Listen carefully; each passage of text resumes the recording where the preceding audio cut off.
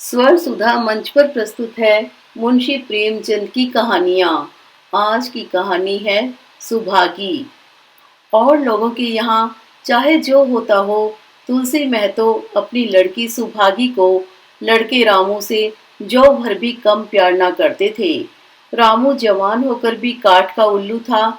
सुभागी 11 साल की बालिका होकर भी घर के काम में इतनी चतुर और खेती बाड़ी के काम में इतनी निपुण थी कि उसकी माँ लक्ष्मी दिल में डरती रहती कि कहीं लड़की पर देवताओं की आंख ना पड़ जाए। अच्छे बालकों से भगवान को भी तो प्रेम है। कोई सुभागी का बखान ना करे, इसलिए वह अनायास ही उसे डांटती रहती थी। बखान से लड़के बिगड़ जाते हैं, यह भय तो ना था, भय था नजर का। वही सुभागी आज 11 साल की उम्र में विधवा हो गई। घर में कोहराम मचा हुआ था। लक्ष्मी पछाड़े खाती थी, तुलसी सिर पीटते थे। उन्हें रोते देखकर सुभागी भी रोती थी। बार बार माँ से पूछती, क्यों रोती हो अम्मा? मैं तुम्हें छोड़कर कहीं ना जाऊंगी, तुम क्यों रोती हो? उसकी भोली बातें सुनकर माता का दिल और भी फटा जाता था। वह सोचती थी, ईश्वर तुम्हारी यही लीला है, जो खेल खेलते हो वह दूसरों को दुख देकर। ऐसा तो पागल करते हैं। आदमी पागलपन करे तो उसे पागलखाने भेजते हैं, मगर तुम जो पागलपन करते हो उसका कोई दंड नहीं। ऐसा खेल किस काम का कि दूसरे रोए और तुम हंसो? तुम्हें तो लोग दयालु कहते हैं, यही तुम्हारी दया है। और सुभागी क्या सोच रही थी? उसके पास पोटली भर रुपए होते तो वह उन्हें छिपा कर रख देती। फिर एक दिन चुपके से बाजार चली जाती और अम्मा के लिए अच्छे अच्छे कपड़े लाती। दादा जब बाकी मांगने आते तो चट रुपए निकाल कर दे देती। अम्मा दादा कितने खुश होते। जब सुभागी जवान हुई तो लोग तुलसी महतो पर दबाव डालने लगे कि लड़की का कहीं घर कर दो। जवान लड़की का यूं फिरना ठीक नहीं। जब हमारी बिरादरी में इसकी कोई निंदा नहीं है तो क्यों सोच विचार करते हो? तुलसी ने कहा, भाई मैं तो तैयार हूँ, लेकिन जब सुभागी भी माने, वह किसी तरह राजी नहीं होती। हरिहर ने सुभागी को समझाकर कहा, बेटी हम तेरे ही भले को कहते हैं। माँ बाप अब बूढ़े हुए, उनका क्या भरोसा? तुम इस तरह कब तक बैठी रहोगी? सुभागी ने सिर झुकाकर कहा, चाचा मैं तुम्हारी बात समझ रही हूँ, लेकिन मेरा मन घर करने को नहीं कहता। मुझे आराम की चिंता नहीं है। मैं सब कुछ झेलने को तैयार हूँ, और जो काम तुम कहो वह सिर आंखों के बल करूंगी, मगर घर बसाने को मुझसे ना कहो। जब मेरा चाल कुचाल देखना तो मेरा सिर काट लेना। अगर मैं सच्चे बाप की बेटी होंगी तो बात की भी पक्की होंगी। फिर लज्जा रखने वाले तो भगवान हैं। मेरी क्या हस्ती है कि अभी कुछ कहूँ? उज्जट रामू बोला, तुम अगर सोचती हो कि भैया कमावेंगे और मैं बैठी मौज करूंगी तो इस भरोसे ना रहना। यहाँ किसी ने जन्म भर का ठीका नहीं लिया है। रामू की दुल्हन रामू से 2 अंगुल ऊंची थी। मटक कर बोली, हमने किसी का करज थोड़े ही खाया कि जन्म भर बैठे भरा करे। यहाँ तो खाने को भी महीन चाहिए, पहनने को भी महीन चाहिए। यह हमारे बूते की बात नहीं। सुभागी ने गर्व से भरे हुए स्वर में कहा, भाभी मैंने तुम्हारा आसरा कभी नहीं किया, और भगवान ने चाहा तो कभी करूंगी भी नहीं। तुम अपनी देखो, मेरी चिंता ना करो। रामू की दुल्हन को जब मालूम हो गया कि सुभागी घर ना करेगी तो और भी उसके सिर हो गई। हमेशा एक ना एक खुच्चड़ लगाए रहती। उसे रुलाने में जैसे उसको मजा आता था। वह बेचारी पहर रात से उठकर कूटने पीसने में लग जाती, चौका बर्तन करती, गोबर थाप वातती, फिर खेत में काम करने चली जाती।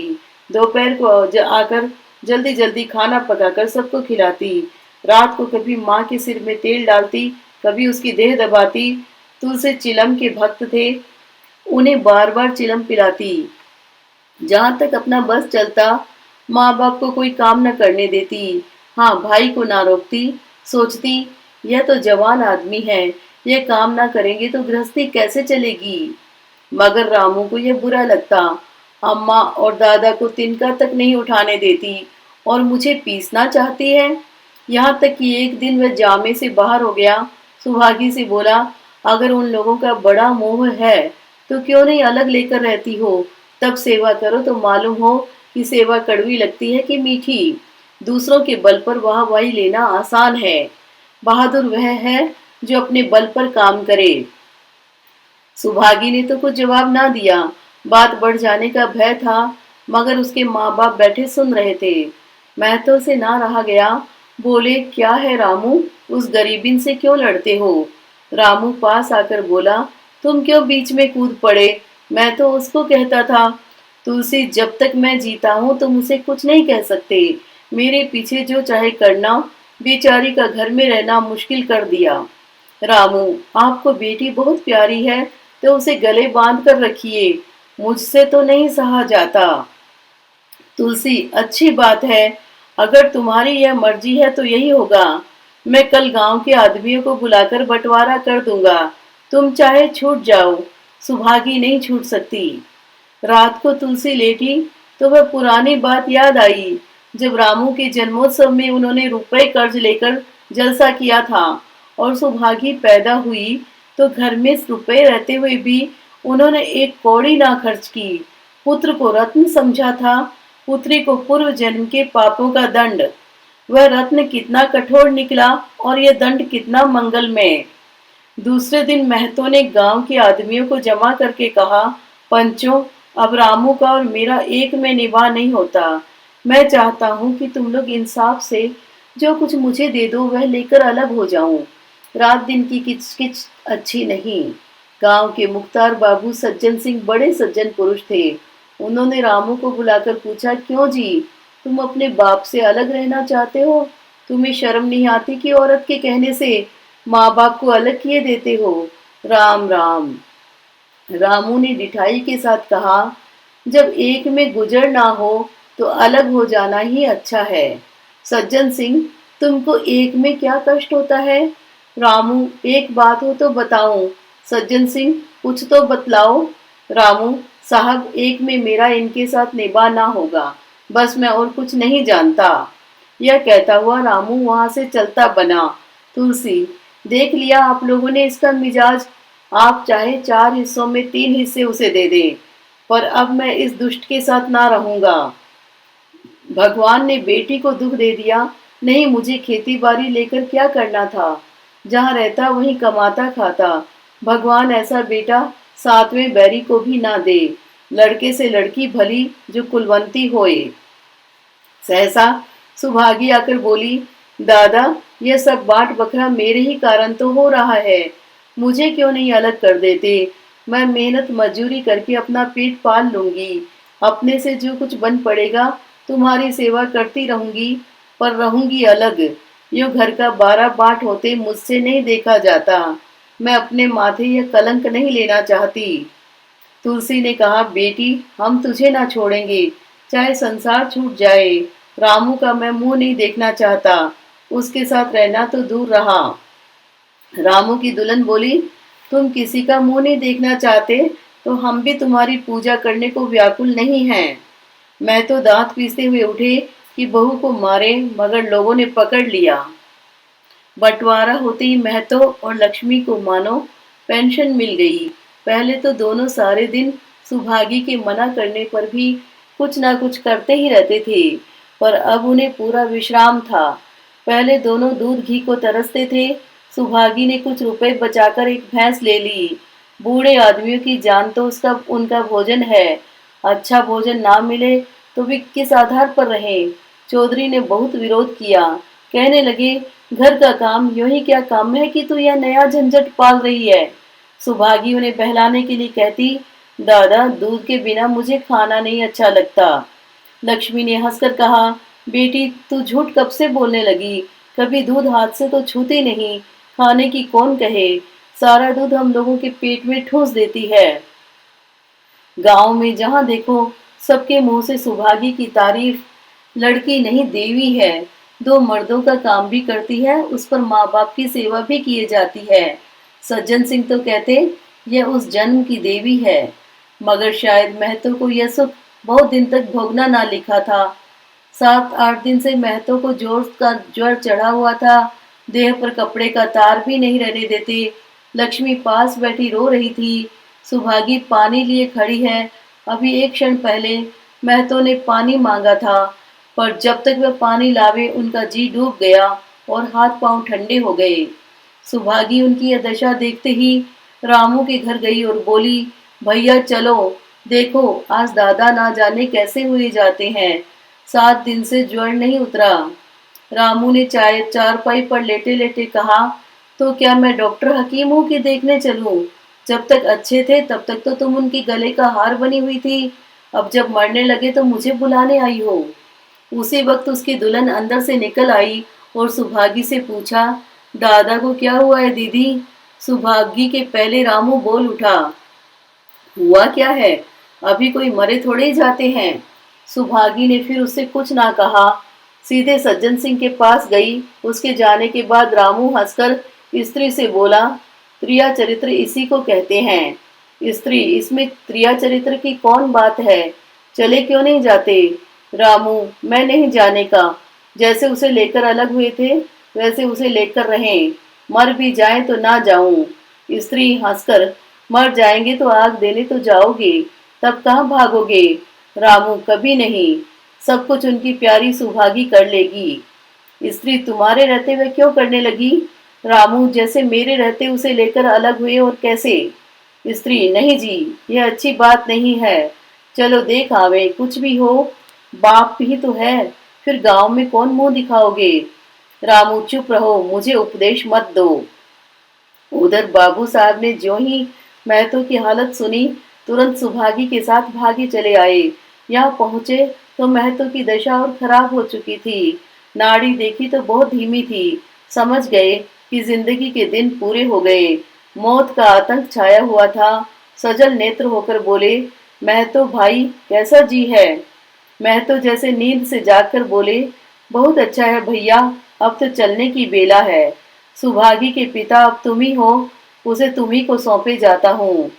सज्जन सिंह ने रोते हुए कहा, भैया महतो घबराओ मत, भगवान ने चाहा तो तुम अच्छे हो जाओगे। सुभागी को तो मैंने हमेशा अपनी बेटी समझा है और जब तक जीऊंगा ऐसा ही समझता रहूंगा। तुम निश्चिंत रहो, मेरे रहते सुभागी या लक्ष्मी को कोई तिरछी आंख से ना देख सकेगा, और कुछ इच्छा हो तो वह भी कह दो। महतो ने विनीत नेत्रों से देखकर कहा, और कुछ नहीं कहूंगा भैया, भगवान तुम्हें सदा सुखी रखे। सज्जन सिंह, रामू को बुलाकर लाता हूँ, उसे जो भूल चूक हो क्षमा कर दो। महतो, नहीं भैया, उस पापी हत्यारे का मुंह मैं नहीं देखना चाहता। इसके बाद गोदान की तैयारी होने लगी। रामू को गांव भर ने समझाया, पर वह अंत्येष्टि करने पर राजी ना हुआ। कहा, जिस पिता ने मरते समय मेरा मुंह देखना स्वीकार ना किया, वह मेरा ना पिता है ना मैं उसका पुत्र हूँ। लक्ष्मी ने दाह क्रिया की। इन थोड़े से दिनों में सुभागी ने ना जाने कैसे रुपए जमा कर लिए थे कि जब तेरी का सामान आने लगा तो गांव वालों की आंखें खुल गई। बर्तन, कपड़े, घी, शक्कर, सभी सामान इफरात से जमा हो गए। रामू देख देख जलता था और सुभागी उसे जलाने के लिए सबको यह सामान दिखाती थी। लक्ष्मी ने कहा, बेटी घर देखकर खर्च करो, अब कोई कमाने वाला नहीं बैठा है, आप ही कुआं खोदना और पानी पीना है। सुभागी बोली, बाबूजी का काम तो धूमधाम से ही होगा अम्मा, चाहे घर रहे या जाए। बाबूजी फिर थोड़े ही आवेंगे। मैं भैया को दिखा देना चाहती हूँ कि अबला क्या कर सकती है। वह समझते होंगे इन दोनों के किए कुछ ना होगा। उनका यह घमंड तोड़ दूंगी। लक्ष्मी चुप हो गई। तेरही के दिन 8 गांव के ब्राह्मणों का भोज हुआ। चारों तरफ वाहवाही मच गई। पिछले पहर का समय था। लोग भोजन करके चले गए थे। लक्ष्मी थक कर सो गई थी। केवल सुभागी बची हुई चीजें उठा उठाकर रख रही थी कि ठाकुर सज्जन सिंह ने आकर कहा, अब तुम भी आराम करो बेटी, सवेरे ये सब काम कर लेना। सुभागी ने कहा, अभी थकी नहीं हूँ दादा। आपने जोड़ लिया कुल कितने रुपए उठे? सज्जन सिंह, वह पूछकर क्या करोगी बेटी? कुछ नहीं, यूं ही पूछती थी। कोई 300 रुपए उठे होंगे। सुभागी ने सकुचाते हुए कहा, मैं इन रुपयों की देनदार हूँ। तुमसे तो मैं मांगता नहीं, मैं तो मेरे मित्र और भाई थे, उनके साथ कुछ मेरा भी तो धर्म है। आपकी यही दया क्या कम है कि मेरे ऊपर इतना विश्वास किया? मुझे कौन 300 देता? सज्जन सिंह सोचने लगे, इस अबला की धर्म बुद्धि का कहीं वार पार भी है या नहीं। लक्ष्मी उन स्त्रियों में थी जिनके लिए पति वियोग जीवन स्रोत का बंद हो जाना है। 50 वर्ष के चिर सहवास के बाद अब यह एकांत जीवन उसके लिए पहाड़ हो गया। उसे अब ज्ञात हुआ कि मेरी बुद्धि, मेरा बल, मेरी सुमति मानो सबसे मैं वंचित हो गई। उसने कितनी बार ईश्वर से विनती की थी, मुझे स्वामी के सामने उठा लेना, मगर उसने यह विनती स्वीकार ना की। मौत पर अपना काबू नहीं, तो क्या जीवन पर भी काबू नहीं है? वह लक्ष्मी जो गांव में अपनी बुद्धि के लिए मशहूर थी, जो दूसरे को सीख दिया करती थी, अब बोरई हो गई है। सीधी सी बात करते नहीं बनती। लक्ष्मी का दाना पानी उसी दिन से छूट गया। सुभागी के आग्रह पर चौके में जाती, मगर कौरकंठ के नीचे ना उतरता। 50 वर्ष में एक दिन भी ऐसा ना हुआ कि पति के बिना खाए खुद खाया हो। अब उस नियम को कैसे तोड़े? आखिर उसे खांसी आने लगी। दुर्बलता ने जल्द ही खाट पर डाल दिया। सुभागी अब क्या करे? ठाकुर साहब के रुपए चुकाने के लिए दिलो जान से काम करने की जरूरत थी। यहाँ माँ बीमार पड़ गई। अगर बाहर जाए तो माँ अकेली रहती है। उनके पास बैठे तो बाहर का काम कौन करे? माँ की दशा देखकर सुभागी समझ गई कि इनका परवाना भी आ पहुंचा। महतो को भी तो यही ज्वर था। गांव में किसे फुर्सत थी कि दौड़ धूप करता। सज्जन सिंह दोनों वक्त आते, लक्ष्मी को देखते, दवा पिलाते, सुभागी को समझाते और चले जाते, मगर लक्ष्मी की दशा बिगड़ती जाती थी। यहाँ तक कि 15वें दिन वह भी संसार से सिधार गई। अंतिम समय रामू आया और उसके पैर छूना चाहता था, पर लक्ष्मी ने उसे ऐसी झिड़की दी कि वह उसके समीप ना जा सका। सुभागी को उसने आशीर्वाद दिया, तुम्हारी जैसी बेटी पाकर तर गई। मेरा क्रियाक्रम तुम ही करना। मेरी भगवान से यही अर्जी है कि उस जन्म में भी तुम मेरी कोख पवित्र करो। माता के देहांत के बाद सुभागी के जीवन का केवल एक लक्ष्य रह गया, सज्जन सिंह के रुपए चुकाना। 300 रुपए पिता के क्रियाक्रम में लगे थे, लगभग 200 रुपए माता के काम में लगे। 500 रुपए का ऋण था और उसकी अकेली जान, मगर वह हिम्मत ना हारती थी। 3 साल तक सुभागी ने रात को रात और दिन को दिन ना समझा। उसकी कार्य शक्ति और पौरुष देखकर लोग दांतों तले उंगली दबाते थे।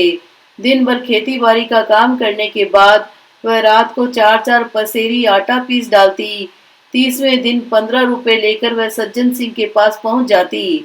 इसमें कभी नागा ना पड़ता। यह मानो प्रकृति का अटल नियम था। अब चारों ओर से उसकी सगाई के पैगाम आने लगे। सभी उसके लिए मुंह फैलाए हुए थे। जिसके घर सुभागी जाएगी, उसके भाग्य फिर जग जाएंगे। उसके भाग्य फिर जाएंगे। सुभागी यही जवाब देती, अभी वह दिन नहीं आया। जिस दिन सुभागी ने आखिरी किस्त चुकाई, उस दिन उसकी खुशी का ठिकाना ना था। आज उसके जीवन का कठोर व्रत पूरा हो गया। वह चलने लगी तो सज्जन सिंह ने कहा, बेटी, तुमसे मेरी एक प्रार्थना है। कहो, कहूँ कहो ना कहूँ, मगर वचन दो कि मानोगी। सुभागी ने कृतज्ञ भाव से देखकर कहा, दादा, आपकी बात ना मानूंगी तो किसकी बात मानूंगी? मेरा तो रोया रोया आपका गुलाम है। सज्जन सिंह, अगर तुम्हारे मन में यह भाव है तो मैं ना कहूंगा। मैंने अब तक तुमसे इसलिए नहीं कहा कि तुम अपने को मेरा देनदार समझ रही थी। अब रुपए चुक गए, मेरा तुम्हारे ऊपर कोई एहसान नहीं है, रत्ती भर भी नहीं। बोलो, कहूँ? सुभागी, आपकी जो आज्ञा हो। सज्जन सिंह, देखो, इनकार ना करना, नहीं तो मैं फिर तुम्हें अपना मुंह ना दिखाऊंगा। सुभागी, क्या आज्ञा है? सज्जन सिंह, मेरी इच्छा है कि तुम मेरी बहू बनकर मेरे घर को पवित्र करो। मैं जात पात का कायल हूँ, मगर तुमने मेरे सारे बंधन तोड़ दिए। मेरा लड़का तुम्हारे नाम का पुजारी है, तुमने उसे बारहा देखा है। बोलो, मंजूर करती हो? सुभागी, दादा, इतना सम्मान पाकर पागल हो जाऊंगी। सज्जन सिंह, तुम्हारा सम्मान भगवान कर रहे हैं बेटी, तुम साक्षात भगवती का अवतार हो। सुभागी, मैं तो आपको अपना पिता समझती हूँ। आप जो कुछ करेंगे मेरे भले के लिए ही करेंगे। आपके हुक्म को कैसे इनकार कर सकती हूँ। सज्जन सिंह ने उसके माथे पर हाथ रखकर कहा, बेटी तुम्हारा सुहाग अमर हो, तुमने मेरी बात रख ली, मुझ सा भाग्यशाली संसार में और कौन होगा।